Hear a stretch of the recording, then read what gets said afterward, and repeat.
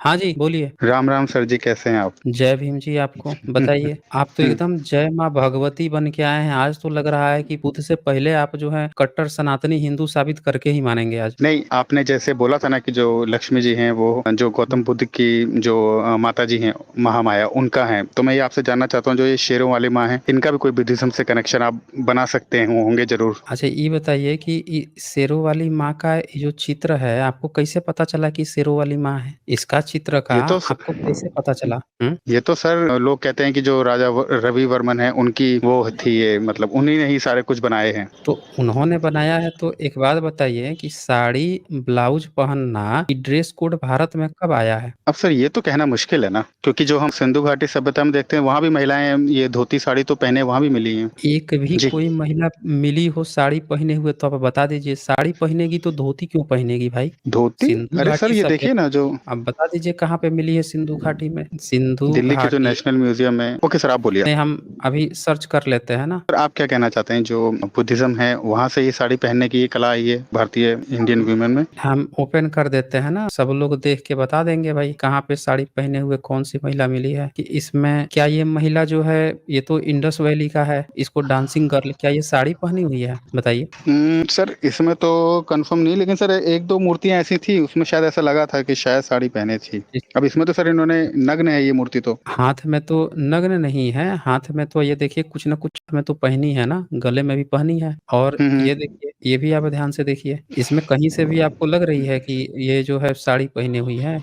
ये देखिए आप इस मूर्ति को, एक हाथ में नहीं सर ये प्रॉपर, तो। ये देखिए हम्म। ये मिला है। क्या ये साड़ी पहने हुए हैं सब, कोई भी महिला? बताइए। सर इनमें तो नहीं दिख रहा है, लेकिन चलिए छोड़िए, जाने दीजिए। आप क्या कहना चाहते हैं ये बताइए। हम ये कहना चाहते हैं कि जितने भी पुराने ऐतिहासिक मूर्तियां मिली हैं, उसमें से किसी भी मूर्ति ने साड़ी ब्लाउज नहीं पहना है। लेकिन ये जो पिक आप दिखा रहे हैं शेरों वाली का, ये साड़ी ब्लाउज पहनी है। तो क्या ये देवी जी अंग्रेजों के समय में आई हैं? मैं ये पूछना चाहता हूँ। सर अब देखिए, सारे जो ये जो देवी देवताओं की जो तस्वीरें हैं सर, ये तो राजा रवि वर्मन के द्वारा ही बनाई गई है, लेकिन हम ये नहीं कह सकते कि अब इनकी उत्पत्ति कहाँ से हुई है। रवि वर्मा को क्या उनको कोई सपना वगैरह आया था क्या, कि वो रात में उनको पता चल गया कि यार भारत में इतने उनसे पहले मूर्तियां बनी, किसी को सपना ही ऐसा नहीं आया साड़ी ब्लाउज पहनाने का?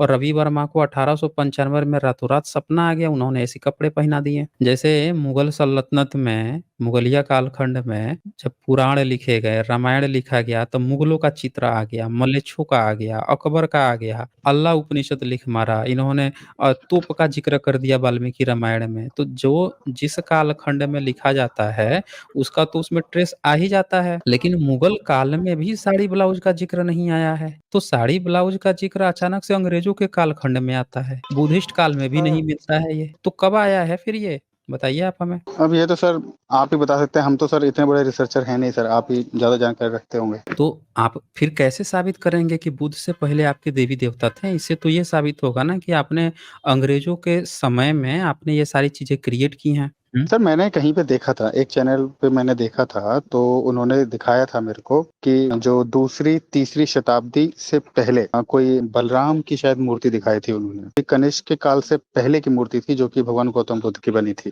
भाई कृष्ण बलराम की मूर्ति उन्होंने दिखा दी? ये कृष्ण नहीं, ओनली बलराम ओनली की, बलराम की थी। ओनली बलराम की मूर्ति थी, वो कृष्ण अच्छा की अच्छा, नहीं थी। बलराम की मूर्ति हम लोग भी जरा आप शेयर कर देते तो जरा हम लोग सर्च करके निकाल लेते। सर वो बलराम मैंने स्क्रीनशॉट स्टैचू, लिया था, लेकिन वो है नहीं अभी मेरे पास में। ठीक है। यही था ना ये जो इन लोगों ने रेडिट के माध्यम से फर्जी और फेक शेयर किया हुआ है? ये तो सर ऐसा लग रहा है कि किसी गुफाओं पे लिखा हुआ है, लेकिन वो एक सर साबुत मूर्ति थी, तो शायद ये तो शायद गुफाओं पे कुछ बनाए हुए चित्र नहीं, ये नहीं सर, वो तो ओरिजिनल जैसे कोई मूर्ति होती है वैसी कोई मूर्ति थी वो। अरे इसमें कुछ और लिखा है, और ये तीन चित्र जो है इसका कृष्ण बलराम सुभद्रा से कोई लेना देना नहीं है। और इन लोगों ने भी इसको कृष्णा बलराम और मध्य प्रदेश में दिखा रखा है। यहाँ पे कुछ और लिखा हुआ है, पाली पाकित में लिखा हुआ है। तो आपके जो ग्रुप वाले हैं या आपके जितने भी जो भाई लोग हैं कट्टर हिंदू सनातनी बने घूम रहे हैं, वो तो किसी भी मूर्ति को देख के तुरंत उसमें खोज लेते हैं राम कृष्ण बलराम और सुभद्रा खोज लेते हैं, और लिखा कुछ और पाली पाकित में, जो लिपि इनको आज तक पता ही नहीं चली। इनको अंग्रेज आके बता के गए थे कि देखो ये बुद्धिस्ट की लिपि थी उसमें। तो आप एक बार शेयर कर दीजिए ना, हमने तो अभी शेयर किया तो बलराम में ये मिल गया, बलरामा स्टेचू में ये मिल गया। अब और कोई आपका हो तो फिर बता दीजिए, हम लोग भी ज़रा देख लें कि भाई कौन-सा बलराम मिल गया है आपको। एक और तो बलराम पे सर्च करने पर एक और आ रहा है, उसको भी हम लोग ज़रा देख लेते हैं। तो हाँ, सर आपने तो ये खुद कहा था कि बुद्धिज़्म भारत में 16वीं शताब्दी तक रहा है साउथ में, तो फिर क्यों नहीं पढ़ी गई? पढ़ ही गई। अरे भाई तो 16वीं अंग्रेज़ों के समय तक थोड़े था भाई, अंग्रेज़ों के समय में थोड़े था। ये भी तो आप देखिए ओके। ना, ये देखिए ये, इसको आपने बलराम घोषित कर रखा है, 150 200 ये लिखा है ना बलरामा, एशिया, इंडिया, उत्तर प्रदेश, मथुरा में, आपने इसको बलराम शायद यही थी शायद, हाँ, ये यही थी। अच्छा, तो ये हुँ। बलराम का जनेऊ कहाँ है? नहीं तो ये तो सर 22 साल या 23 साल पहले की है ना? गौतम तो बुद्ध से 22 शायद पहले की मूर्ति है। कहाँ 150 200 ये देखिए क्या लिखा है, Krishna older brother Balarama is the embodiment of friendly virtues. भाई ये सेवन हेडेड serpent हुड, ये कहाँ, एक मिनट, serpent अनंता हुम विष्णु स्लीप्स, अच्छा जी, इसमें कहाँ लिखा हुआ है ये कि बुद्ध से पहले की मूर्ति है? ये देखिए स 150 डेट 150 200 ये दूसरी सदी की है भाई, बुद्ध के पहले की नहीं है, दूसरी तीसरी सैंड स्टोन, और ये भी क्रेडिट सोर्स नहीं है ये, इससे भी हो सकता है कि नया हो। इसमें जनेऊ कहाँ है ये बताइए ना आप हमें। अगर ये आपके बलराम की मूर्ति है और ऊपर जो है ये साँप है, तो आपके ब्लॉग वालों ने इसको बलराम घोषित कर दिया। तो भाई बलराम होंगे तो इनका तो यज्ञ हवन करके इनको जनेऊ पहनाया गया होता ना ये।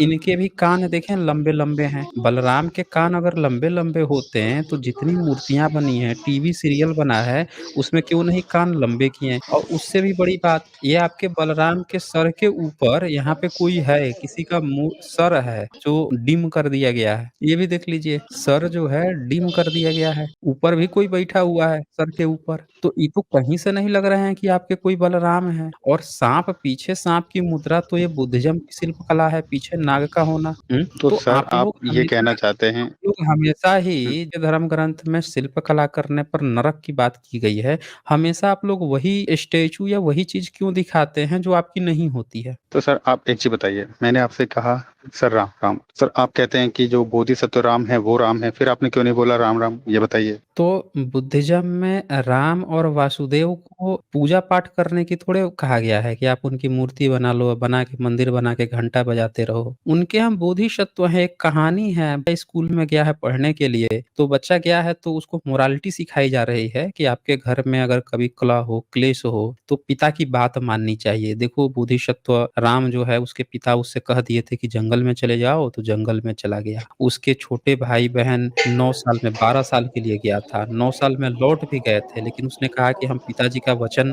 कह के गए हैं, तो 12 साल पूरा कंप्लीट करके लौटेंगे। तो वो एक मोरालिटी की शिक्षा दी जा रही है कि बच्चा जो है अपने पिता की बात मान रहा है, और वो इसलिए वो बोधिसत्व कहा गया है कि मतलब इसमें मोरालिटी, अपने से बड़ों की बात मानने की मोरालिटी दी जा रही है। लेकिन आपने जो राम क्रिएट किया है, वो तो हत्या, हिंसा की बात कर रहे हैं भाई। उसमें कहाँ मोरालिटी है? वो तो हिरन मारने पहुँच जाते हैं। सीता कहती हैं हिरन पसंद आ रहा है तो हिरन मारने चले जाते हैं। बोलती है मार के लाओगे तो बिछाओगे। गर्भवती सीता को घर से बाहर निकाल देते हैं। मोरालिटी कहाँ है? बता दीजिए आप हमें। कह रहे हैं कि निंदा कोई कर देगा वो हमको बर्दाश्त नहीं है। ठीक अपने है, सर भाइयों मैंने की आपकी बात मान ली। निंदा नहीं सुन ठीक सकता। है, बोलिए। ठीक है। सर मैंने आपकी बात मान ली कि जो हमने आपसे ये सारी चीज़ें चुराई हैं, ठीक है, हमने मान लिया। तो फिर आप ये बताइए जो ये जो जातिवाद है वो भी फिर हमने आपसे ही चुराया होगा? आप बताइए। देखें, यहाँ पे ये मूर्ति था, तो आपने आपने अपनी मूर्ति में क्या दिखाया? आपने अपनी मूर्ति में दिखाया कि आप जनेऊ पहना दिए ना उसमें। कहने का मतलब ये है कि आपने चीज़ें तो चुराई हैं, लेकिन किस तरह से चुराई हैं, एक एग्ज़ाम्पल देखिए।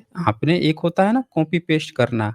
आप बताइए, जितने बुद्ध की मूर्ति में तो कभी फूल-माला गहने से तो नहीं लादा जाता। आप तो सारी मूर्तियों को फूल-माला गहने से लाद देते हो। तो आपने बुद्ध की मूर्ति अगर ले ली है, कॉपी ऑक्युपाई कर ली है, तो इसका मतलब ये थोड़े हुआ कि आपने उसको रखा है, आपने अपना भी तो उसमें कुछ डाला है ना। आपने क्या डाला? पूरा फूल बत्ती से उसको पोत देते हो, किसी को चेहरा भी क्लियर नहीं देखने देते हो उसका, कि आपकी पोल पट्टी खुल जाएगी।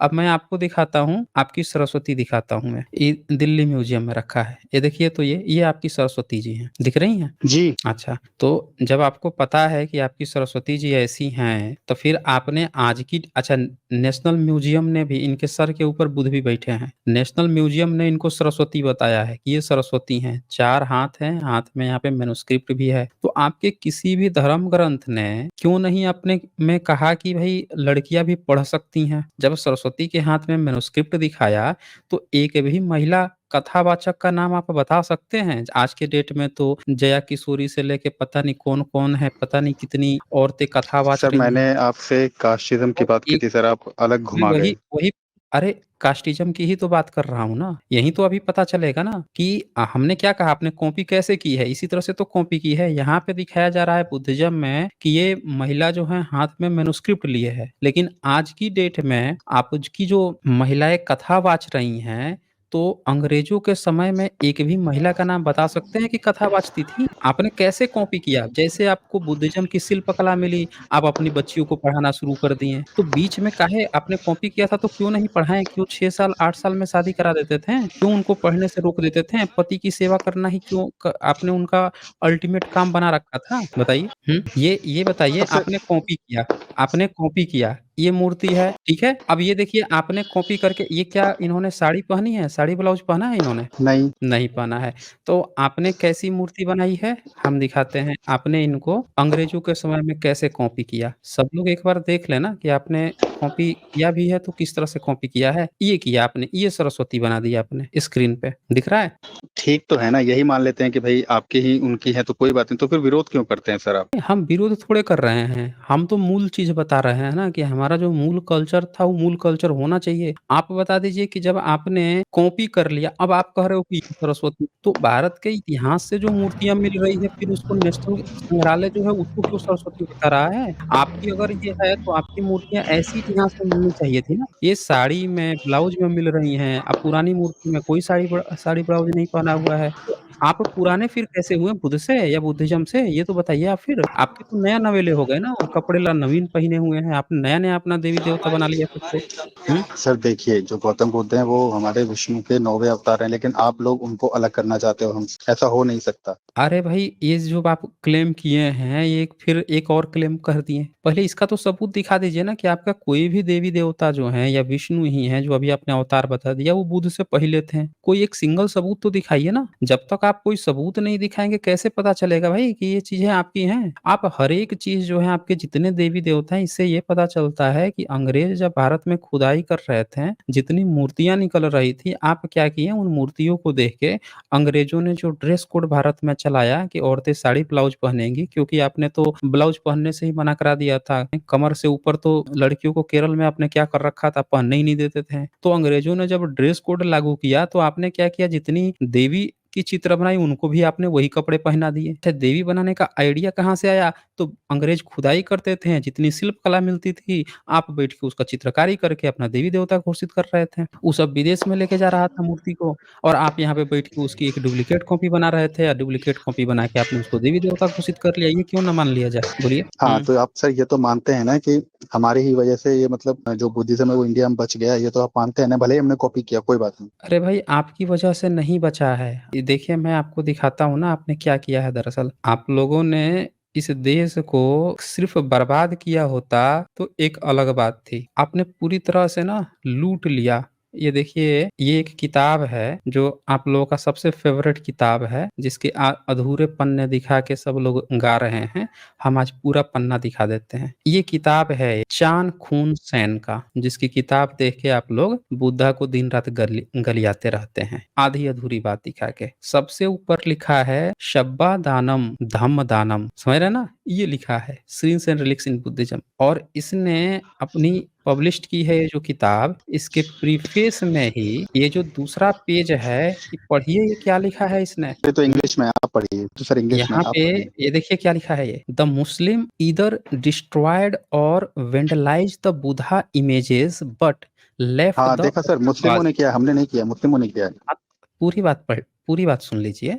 But left the stupas alone knowing that they were burial ground. उन्होंने जो मूर्तियां थी या जो वो मतलब जो भी डिस्ट्रॉय कर सकते थे मुस्लिम वो तो किए हैं, लेकिन जितने स्तूप थे भारत के उसको उन्होंने छोड़ दिया कि अरे ये तो कब्र की चीज़ है, इसका क्या करना है, छोड़ो इसको। आगे आप ये देखिए, the Hindus occupied the temples abandoned by the monks और build Hindu shrines on top of the stupas. बताइए इसका मतलब क्या हुआ? अभी वो वाला मतलब तो बड़ा जल्दी समझ गए। ये वाला ज़रा मतलब बताइए ये क्या कह रहा है? सर इंग्लिश हिंदू में है ना, मैंने कहा। भाई ये आपको वो बता रहा है कि जितनी भी प्लेस थे बुद्धिस्ट के उन सबको हिंदुओं ने मुस्लिम के समय में कब्जा कर लिया और लिखा है all the Buddhist monuments were neglected and fail into ruins। और बाकी के जितने बुद्धिस्ट मोन्यूमेंट्स थे सब नेग्लेक्ट कर दिए गए। दो काम हुआ, जैसे मुस्लिम बुलाया गया और बुलाने के बाद से मुस्लिम ने जो डिस्ट्रॉय किया किया,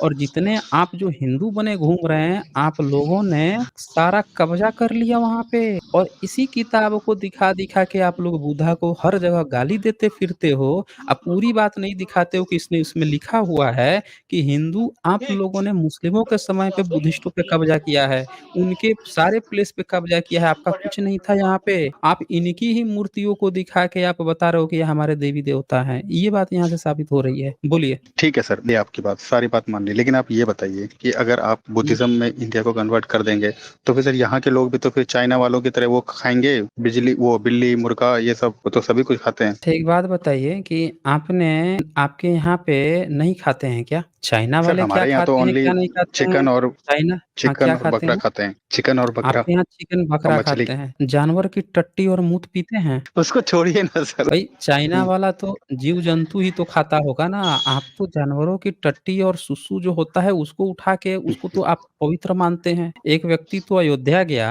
अपने को सेलिब्रिटी बता रहा था और रास्ते में एक गाय चल रही थी, गोबर रास्ते में गई, रास्ते से गोबर उठा-उठा के खाते चला गया। सेलिब्रिटी अपने को बता रहा था। तो ये बताइए कि इससे खतरनाक काम क्या होगा भाई? कि जानवर की टट्टी और मूत तक आप लोग नहीं छोड़ते। और तो और आपने तो ये तक लिख रखा है कि भाई उसमें आप कितने भी जीव-जंतु हैं, उनको भी आपने नहीं छोड़ रखा है, चाहे वो गदही हो, चाहे ऊँटनी हो, भेड़ी हो, हथनी हो, सबके आपने सुसु-पोटी खाने की बात कर रखी है। चरक संहिता में, सुश्रुत संहिता में। अब इससे ज़्यादा कोई क्या खाएगा भाई? बता दीजिए आप हमें। तो सर चरक बोलिए। संहिता और बुद्ध वो चरक संहिता और ये सब तो सर आपकी किताबें हैं ना, हमारी थोड़ी है। अरे भाई हमारी किताबें रहती तो ये बताइए संस्कृत में लिख के कब्जा करके सारे आयुर्वेद संस्थान में आप काहे बैठे हुए हैं? हमारी है तो छोड़िए ना, मंदिर सारे छोड़ दीजिए, उस वो छोड़ दीजिए, आयुर्वेद पूरा छोड़िए, हम देख लेंगे ना कि हमारा उसमें क्या है। हमारा क्या था और आपने उसमें क्या मिलाया, हम देख लेंगे अपना। छोड़िए तो सही, सर हर देखिए, जगह आप अगर हम कब्जा छोड़ करके देंगे तो बैठे सर हुए फिर हैं। अफगानिस्तान की तरह सर जैसे गौतम बुद्ध की मूर्ति तोड़ दी गई ऐसा हो सकता है, इसलिए अच्छा प्रोटेक्ट तो करने के लिए। अच्छा, तो ये मुस्लिम जहाँ-जहाँ छोड़ गए, आपने तो सारा चीज़ कब्ज़ा करके रखा हुआ है। अगर आप जो हैं काहे नहीं मुस्लिम चाइना में कब्ज़ा कर लिए? काहे नहीं मुस्लिम जापान में कब्ज़ा कर लिए? म्यांमार में काहे नहीं कब्ज़ा कर लिए? वहाँ के मुस्लिम लोग क्यों रोते रहते हैं कि वो सब तो हमको तबाह कर देते हैं? म्यांमार से, चाइना से काहे मुस्लिम लोग नाराज़ रहते हैं? बताइए ना? तो मतलब सर आप ये चाहते हैं कि मतलब हम भी सर चाइना वालों की तरह बन जाएं, सब पे गुंडागर्दी करें। आपके लोग क्या कर रहे हैं भाई? कट्टर सनातनी बन के आप लोगों ने पूरे देश का माहौल नहीं खराब कर रखा है? अभी सर हम ये तो बता दीजिए, आप मुस्लिम पे आरोप लगाते हो कि मुस्लिम जो है ये करता है, मुस्लिम की संख्या बढ़ गई तो तबाही मचा देगा, ये कर देगा, वो कर देगा। बता दीजिए कौन-सा वो काम जो उस पर आप आरोप लगाए हैं और वो काम आप लोग आज की डेट में नहीं कर रहे हैं? बता दीजिए आप हमें। दंगा-फ़साद से लेके, झूठी चीज़ें से लेके आएँ, और हर जगह पे जैसे आप उसको कहते हो कि अल्लाहू अकबर का नारा लगाता है, आप हर जगह जय श्री राम का नारा लगा रहे हो। कौन-सा ऐसा काम है जो उस पर आरोप लगाए हो और वो काम आप नहीं कर रहे हो? बता दो आप हमें। वो क आप कहते तो हो कि सर वो हम ज़्यादा बच्चे पैदा करो। आपके कई सारे नेता लोग और आपके कई सारे एक्टिविस्ट लोग चिल्ला-चिल्ला के कह रहे हैं कि भाई 10-10 बच्चे पैदा करो।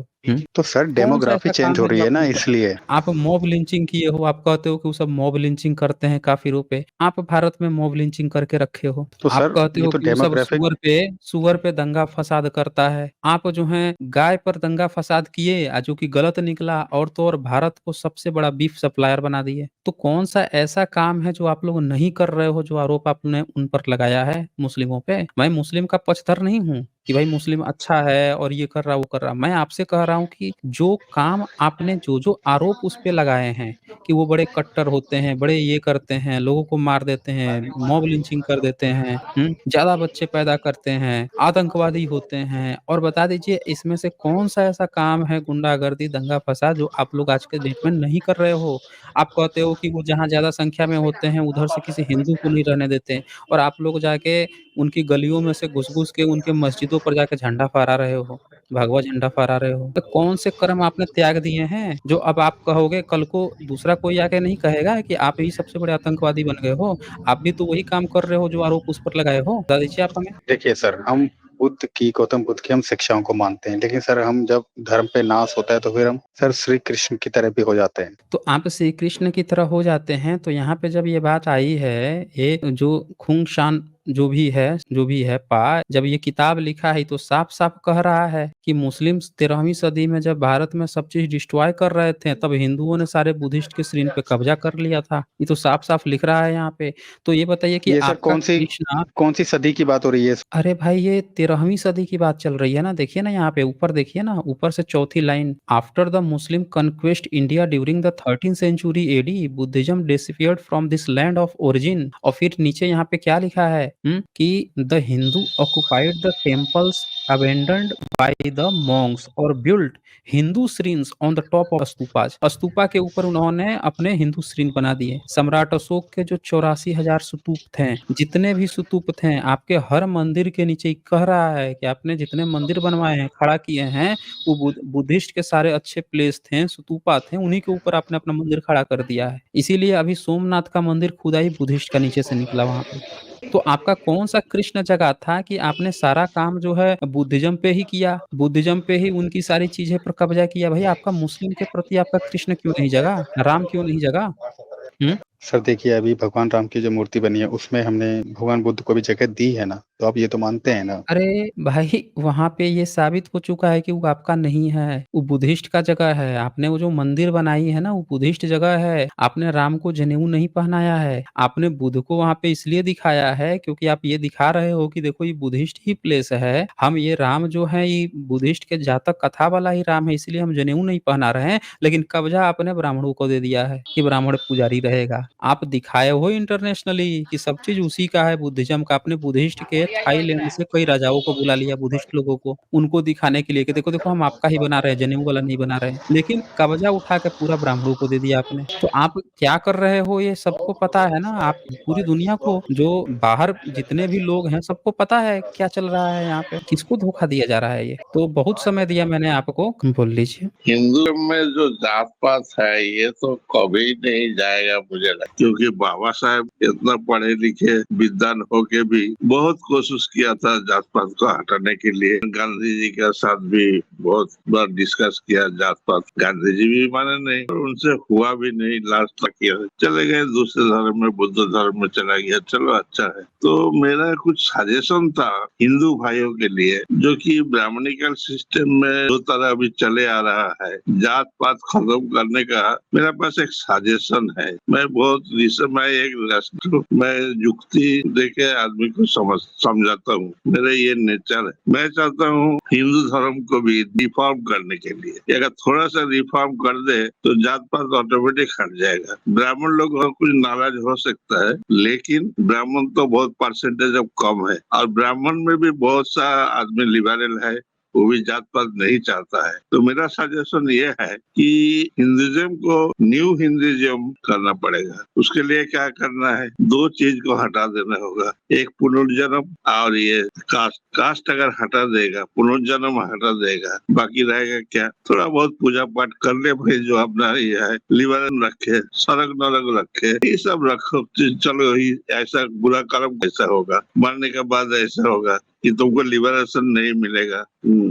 तो मैं ऐसा कुछ सोचता हूँ, ऐसा कोई फिलोसोफर नहीं है रैशनल जो आके ऐसा करेगा। रैशनल एरिया, आप बुजुर्ग हैं, 70 इयर्स से ऊपर आपकी उम्र भी है, आपको लगता है कि गोबर खाने की जगह आप कहिएगा कि अब हम क्या करेंगे ना कि गाय को अभी चारा खा के आती है, खेतों में का चारा खाती है, अब हम क्या करेंगे, खेत में का चारा लाएंगे, धो के अच्छे से खूब बढ़िया साफ सुथरा करके उसको खिलाएंगे, थोड़ा सा रोटी भी खिला देंगे, दूध भी खिला देंगे, और अब जो वो गोबर करेगी ना, वो वाला गोबर और वो वाला मूत्र पिएंगे तो उससे हम सही हो जाएंगे। आपको लगता है इससे गोबर और गोमूत्र में बहुत फर्क पड़ जाएगा?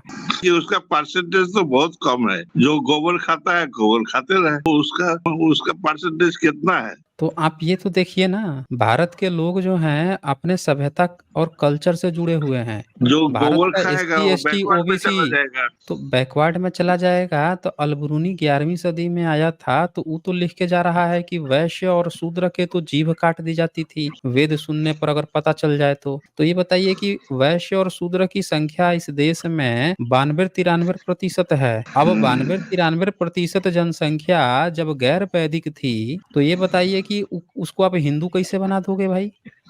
आप उसको हिंदू कैसे बना देंगे? रिफॉर्म नहीं, कभी जो ऐसे नहीं होता है। अब सुनिए मेरी बात को, भारत देश के जीन में ही बुद्धिज्म है और भारत देश का भला बुद्ध से ही हो सकता है। और आप कह रहे थे ना कि बाबा साहब दूसरे धर्म में चले गए, बाबा साहब दूसरे धर्म में नहीं गए, बाबा साहब ने घर वापसी की है, आपको भी घर वापसी ही करना पड़ेगा। आप ना आलू पर कितना भी मंत्र छिड़कते रहिए, कहिए कि नहीं नहीं हम ऐसा करते हैं, ये आलू है, आलू पर मंत्र छिड़क देंगे या बोल देंगे चिकन है तो चिकन हो जाएगा, चिकन पे मंत्र छिड़क देंगे या कह देंगे आलू है तो आलू नहीं होने वाला है। जो जिस नहीं चीज में सर, है उसको जिसको आपको एक्सेप्ट बुद्धिज्म में करना जाना होगा। होगा जाएगा। नहीं, बुद्धिज्म में जाना क्या होगा, आप हैं ही बाय डिफॉल्ट बुद्धिस्ट, आप बाय डिफॉल्ट बुद्धिस्ट हैं, कह दीजिए कि नहीं है। ये देखिए ये किताब है, ये देखिए बाई चान खून सैन की किताब है, श्रीन्स एंड रिलिक्स ऑफ बुद्धिज्म। और ये बंदा क्या लिखता है, ये देखिए, ये पेज नंबर 4 पे दिख रहा है आपको स्क्रीन पे, इसमें ये ऊपर से तीसरी चौथी लाइन पढ़िए। Share of the lyrics. After the Muslim conquered India during the 13th century AD, 13वीं सदी में जब मुस्लिम यहाँ पे कंकर्ड करते हैं, यहाँ पे जीतते हैं, घुसते हैं, Buddhism disappeared from its land of origin. Buddhism तब डिसअपीयर्ड हुआ। आप बताइए कि मुस्लिम घुसा भारत में तो हिंदू का है, अगर हिंदू था तो हिंदू भी तो डिसअपीयर होना चाहिए था।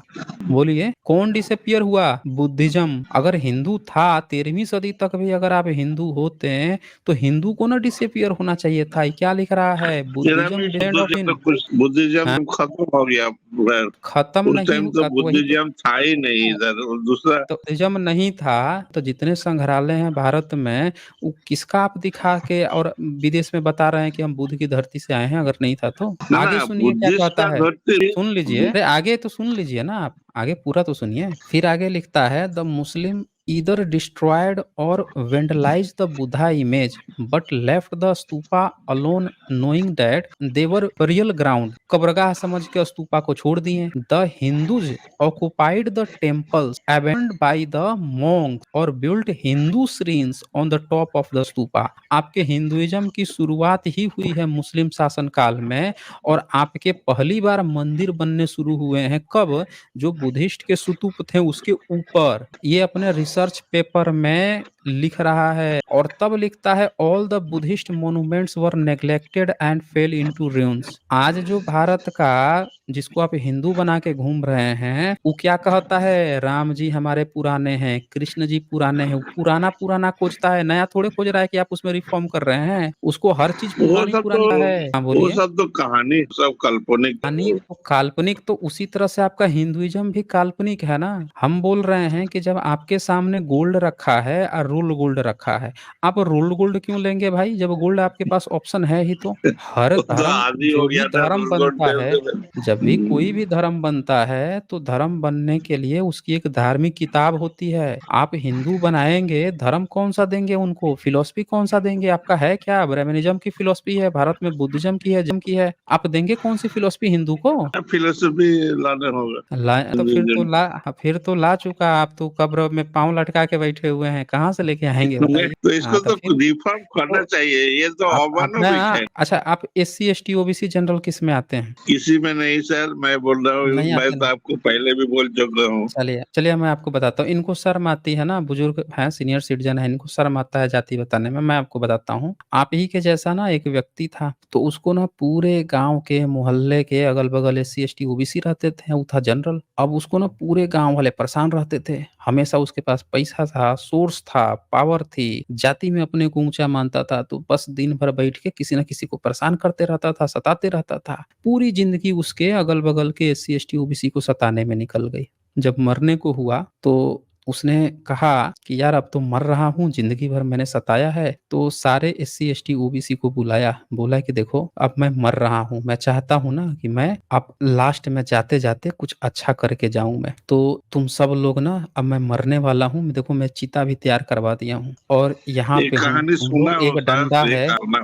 तो सुने हैं तो फिर से सुना देता हूँ ना, पब्लिक में बहुत लोग नहीं सुने होंगे। तो ये जो है ना डंडा है, इस डंडा को लेकर तुम लोग मुझे मारो। अगर आप डंडा से मुझे मार दोगे ना, तो मुझे बहुत सांत्वना मिलेगी कि जिंदगी भर मैं तुम लोगों को सताया हूँ, आज जाते जाते मैंने अपने पापों का प्रायश्चित किया है, लो ये डंडा, मुझे मारो। तो सब डर रहे थे कि कैसे मारे, मर जाएगा, हम लोग पर आरोप लगेगा। कह रहे नहीं नहीं, तुम लोग जोर से मत मारो, बस धीरे धीरे सटा के ही मार दो, लेकिन कम से कम इतना तो फील मुझे दिलाओ कि मैं प्रायश्चित तो कर लूं। तो एससी एसटी ओबीसी ने सोचा, सब लोगों ने, कि यार बूढ़ा इतना रिक्वेस्ट कर रहा है, बहुत सताया है, चलो मारते हैं साले को इसको। तो उन्होंने क्या किया, डंडा उठाया और धीरे धीरे उसको लगे मारने। तब तक उधर पुलिस बुला के बैठा हुआ था। पुलिस आई और सारे एससी एसटी ओबीसी को पकड़ ले गई। और क्यों, इसके पीछे भी एक कारण था। इन लोगों को हुआ क्या था, इनके खेतों में सारा जो है उसका बेटा फसल कटवा लिया था, फसल कटवा लिया था। तो ये सब नाराज थे, बोले थे कि हम तुमको पुलिस से पकड़वाएंगे, ये करेंगे वो करेंगे, सब एक साथ एकजुट हो रहे थे। तो बूढ़ा ने कहा, बेटा